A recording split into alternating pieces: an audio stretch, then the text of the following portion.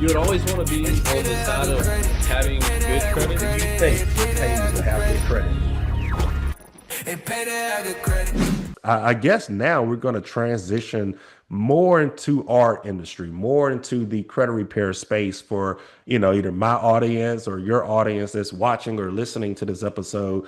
First thing first, man, we're going to break down into some of these crazy and insane laws that monitor credit repair organizations. The first one, which is TSR, Telemarketing Sales Rule, which is, sparking the interest of a lot of credit repair organization these days because some of the biggest companies in the industry recently got sued because of the TSR. So the TSR states that credit repair organizations are not allowed to sell credit repair over the phone, regardless if it's incoming or outgoing phone calls. So a lot of companies feel a certain way about this because if we're in the financial industry, what consumer on earth would feel comfortable signing up on a random person's or a random company's website and not scheduling a phone call with them to, one, see if they're a real person, two, see if they know what they're talking about, and three, just to see if it's actually legit, right? No one is going to feel comfortable with that.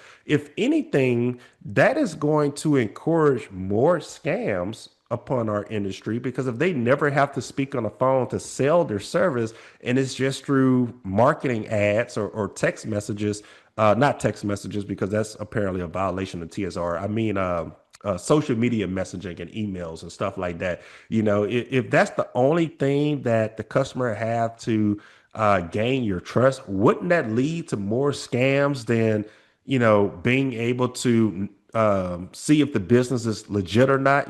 How do you feel about the TSR and not being able to make calls or receive calls and sell credit repair and have customers sign up for the service or pay for the service and things like that? Do you think that's something that should be lightened up a little bit, or do you think it's a good thing?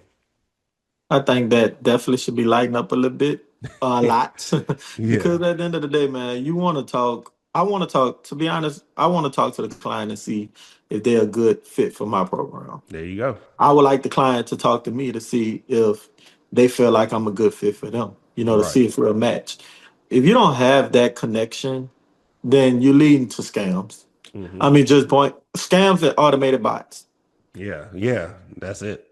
And I mean AI, so therefore, I think that's a bad idea because at least that person could gauge, at least that person could, you could be like, oh yeah, I did work with whoever they know already. You could really have a decent conversation with someone Right. versus them just signing up, spending their money, and Right. then be like, hey, I'm a client and can't even get in touch with somebody. Yeah. So I definitely think that rule need to be looked at from a different perspective. Hmm.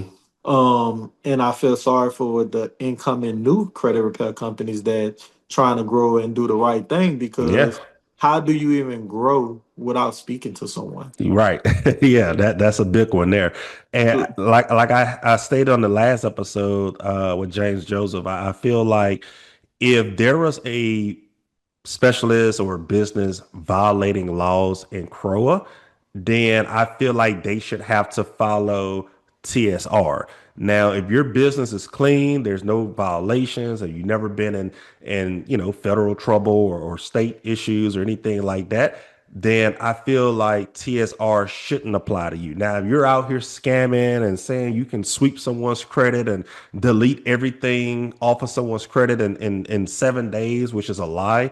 And then if you get caught doing that and you get a fine or whatever the case is, then I agree that they need to follow TSR. That's their Yeah, punishment. But companies like Sturgis Credit Repair, Solid Foundation Finances, I don't think that TSR should be relevant to us because, like I said, we have a lot of customers who do wish to call and contact someone before signing up on a service. Now, I have transitioned my marketing and the business process and everything to where everything is 100% online and customers just sign up online. All the information is on there. So thankfully, they really don't need to speak to anyone anyway because they see everything and all of their questions are answered. But like you said, man, for the people who are trying to get started in this industry, the TSR is a little bit tough for anyone that's new in this industry. Yeah, you gotta have that reputation already. Absolutely. And speaking of CROA, Credit Repair Organizations Act, there's a few things that is listed in that we must follow. We must follow. So no advance fees, meaning legally we're not able to charge someone or make someone pay, let's just say $1,500 just to sign up for our service, and then we got paid before we even seen their credit report. They paid us before we even known Oh, that they needed credit repair. yeah, yeah, That's something that I can agree with.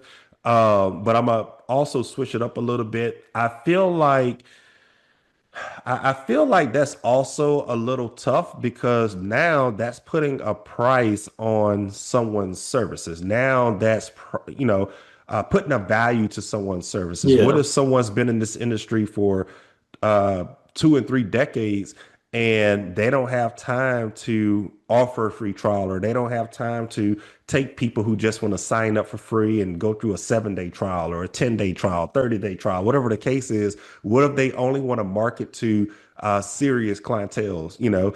For example, right now I'm focusing on losing weight and I'm looking at some of these fitness influencers on social media that offer meal plans and workout plans and things like that. I see one guy, it's $8,000 for his plan. He's very popular on TikTok and whatever right now. You probably seen videos of this guy running and things like that. But it's $8,000 up front just to purchase this plan. And I don't know if this plan is even going to help me or not. It's just he has a big following. He has results with his body. He's showing himself working out and what he did from 8 years ago and what he is today, and he's just selling this plan and it's legal for him in the fitness industry. But if somebody in the credit repair industry were to do that, it would be illegal. Not saying that you yeah. should charge $8,000. It can be $8 up front. It would be illegal because CROA states no upfront fees. So, I mean, in your opinion, how do you feel about the whole idea of no advance fees? And I want you to answer it in both parts. Like, I don't want you to just answer it because what if your advance fee was just a consultation fee and you only charge $50 to talk to you, just like some lawyers charge money just to talk to them? So how do you feel about CROA stating that you can't charge a dime just to consult or just to start your process? And I want you to answer it that way, but I also want you to answer it, how does it benefit the consumer by not falling for scams that's charging $1,000 up front? You see where I'm trying to go with that? Yeah, yeah. Man, I actually think it's like that law, it could go either way for the Yep. consumer or the business owner. It got its pros and cons to, both. The Right. pros for the cons for us is if we sit up there and we talk to somebody for 15 minutes and then the conversation comes to trying to pick your brain and stuff like that, right? Yeah. Actually, we really that then it becomes a waste of time, because I don't know about you, but I do try to help people as much as I can if I have time. Right. But at the end of the day, I have a family, and a lot of people want to book you just to see, just for free information, knowing they're not Hmm. gonna sign up. Yeah. Now, and that be the kicker with stuff, So that's big on our time because if you're really looking at it, if we say time is money, we getting stole, people stealing from us. You know what I mean? Hmm. If you look at it like that. Now, coming to the consultation now, if we were able to say, hey, our consultation is, $50 or $25 or 30, whatever the number is, then if you sign up with us, that goes towards your first month. Yeah. We're going to get the most serious clients. You know what I mean? Hmm. That's, hey, I'm ready to sign up. So There it you go. basically, we're not wasting as much time. Not from the consumer end of it is, if they spend $30 with these different companies trying to get a consultation, then they losing out on money. Yeah. Yeah. But at the end of the day, it kind of contradicting because now you got these companies, you want them to already pay without even talking to someone. How it goes, they want them to sign up or whatever and go through Yep. your whole system without signing up, and then now you could be considered a scam if nothing happened. Yeah. It's just crazy how everything go. And I know I probably went left again with that, but it Yeah. just uh, Yeah, yeah, and I know a lot of the bigger companies.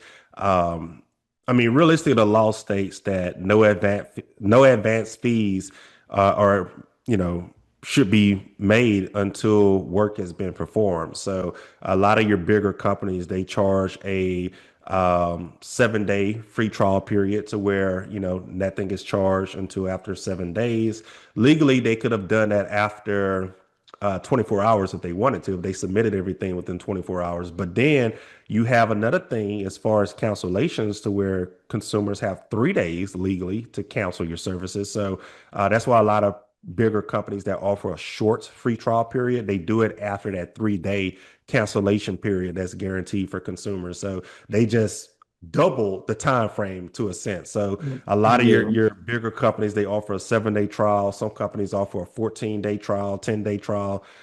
Me specifically, I just my service is a 30 day increment service. So like it's 30 days before I see the next report. It's 30 days before the next payment. It's 30 days before I see any type of updates or anything. And then the bureaus respond every 30 days. So, Mhm. I never really agree with the whole 7 day thing because it just doesn't fit me. I feel like that would be more work for my business. So I just Mhm. keep everything on a 30 window period. If you want to sign Yeah. up, you sign up for free within 30 days. You have 30 days to cancel. So that's way longer than the 3 day period that we should, grant the Mhm. consumer. So by 30 days, people should know if they want to keep continuing the service or cancel the service if it's not for them. Stirgus credit repair. Stirgus credit repair. If you want a new house, call us.